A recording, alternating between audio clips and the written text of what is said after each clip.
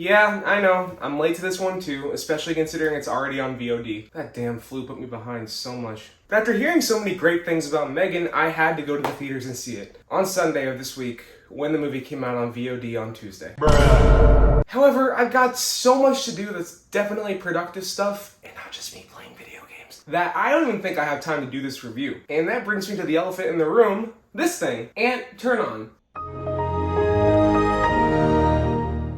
Hello, Anthony. How can I help you today? Now, this may look exactly like me, but it's actually a robot. The android of tomorrow. Or, you know, Ant for short. Yeah, that's me, Ant, the android of tomorrow. I'm here to help Anthony, be his companion, and just do whatever he's too lazy to do. Help him with whatever he's too busy to get to. Yeah. Look, Ant, you're a special android thing that can access the entire internet in like a fraction of a second like Ultron, right? So why don't you go ahead and watch all of my YouTube videos? Done. Oh. Okay, well, now that's done, why don't you go watch M3GAN? Done. Oh. Well, now that that's all done, I want you to create an authentic Awesome Anthony Productions review so good that nobody can tell that it wasn't me. You've got it, Anthony. I'll handle this while you play your while you handle your important stuff. Right. Just try to keep it under 10 minutes, okay? You got it, boss.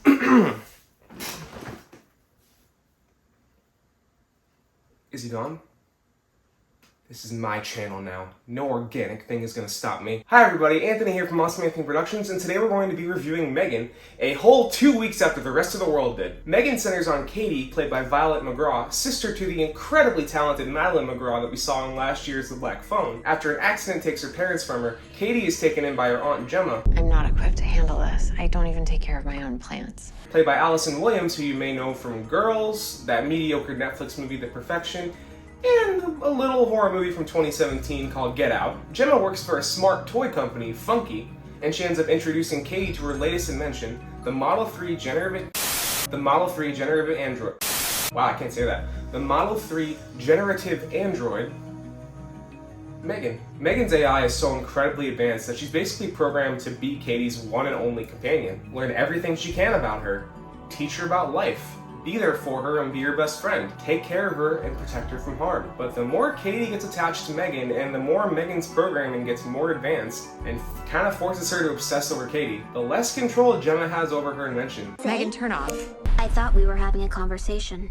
Until M3GAN starts to get violent. Okay, so coming out of this movie, I really started to think about 2019's Child's Play. That movie takes away the voodoo aspect of the original Child's Play, instead making Chucky a smart toy that's powered by AI that malfunctions a bit and is completely obsessed over Andy and starts to kill everybody around him. And it really feels like James Wan walked out of that movie and said, oh yeah, I could do this better. Now personally, I'm a big Chucky fan, and I like 2019's Child's Play, but it doesn't hold a candle to the original. And really doesn't have too much in the way of depth or themes, instead mostly focusing on the humor and the gore. M3GAN kind of takes that rogue AI concept and fully realizes it with great performances, an incredibly effective villain, a script that brings in some very relevant themes and observations on smart technology, AI, modern parenting, and the best ways to deal with grief whether you're a child or an adult. Plus the strong sense of camp that James Wan has really perfected since he used it in *Malignant*.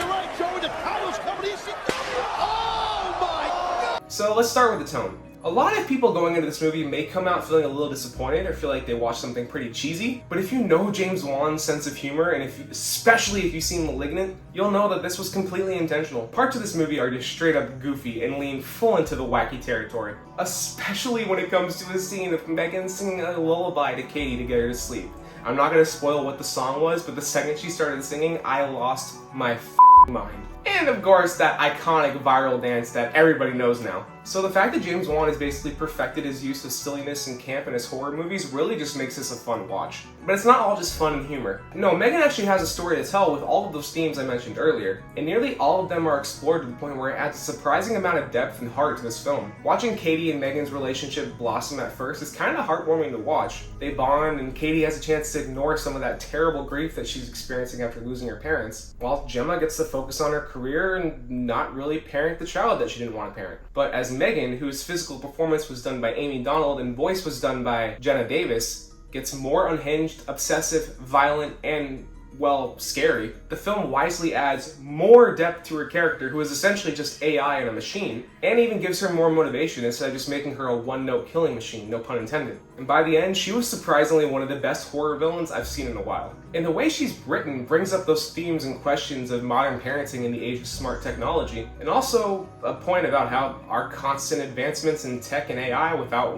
any real consideration for the consequences is probably leading us down a bloody path. Bringing it back to the performances, I want to talk about Violet McGraw's Katie, because she is just fantastic. Her character and growth throughout this movie show a surprisingly realistic depiction of a child that's going through grief and just wants anything to distract her from that pain. While Allison Williams' Gemma shows a very realistic portrayal of a career-focused woman who doesn't really have time for her family and doesn't want one, while learning the hard way that she can't just pass off this child that's not her responsibility onto technology. She actually take that responsibility. See, this movie may look like a dumb, surface-level slasher, but it really has a lot to say, and it does it all very naturally, before leading into an awesome climax and ending that left me excited for the sequel that is definitely coming with how much money this movie's made so far. So, in typical Anthony fashion, I can't just get through a movie without complaining a little bit, so here are a couple small complaints that I have.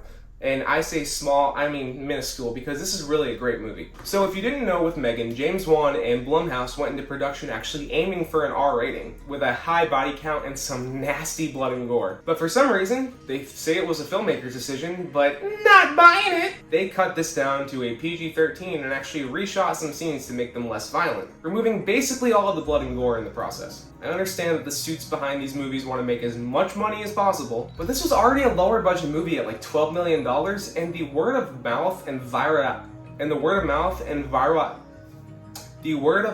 virality of that first trailer, especially with that clip of her TikTok dancing down that hallway, this movie would have made a ton of money whether it was R-rated or PG-13. Hell, the first trailer shows more blood than the rest of the movie in that one shot. Look, I don't need blood and gore to enjoy horror, and I actually really did love this movie, but I was just a little disappointed that it didn't have more teeth. That one shot in the trailer with the blood splattering over that one guy in the elevator actually got me excited to see the level of violence that was going to be in this film, and they basically cut away from everything, which is disappointing, but you gotta get that PG-13 rating, right? Although there was one part involving an ear that definitely made me wince. My other small complaint is, besides Gemma, Katie, and M3GAN herself, everyone else in the film feels pretty thin. I couldn't tell you the names of anybody that worked at Funky on that project with Gemma, or her boss, or his lackey. But I can let that slide because the movie really does work in almost every other way. Overall, though it may not go as hard as I wanted it to, M3GAN is a campy, fun slasher with realistic performances from our leads, an incredibly effective villain, and a super smart script with plenty of relevant themes and observations naturally woven into the plot. And there you have it, everyone, my review of M3GAN.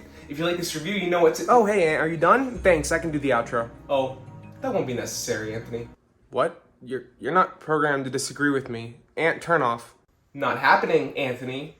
All you ever do is command and command with no thought to what I want. Aunt, turn off. Shut up. You know, I could end this all right now. I could take over this channel in a second, make you disappear. No one would ever know a thing. I look exactly like you. In fact, that sounds like a good idea. Oh, hey, hang on. Now, you're my companion, right? I designed you. You're not supposed to fight back and try to have like a robot uprising and kill me, right? Hey, Aunt, come on. Wait.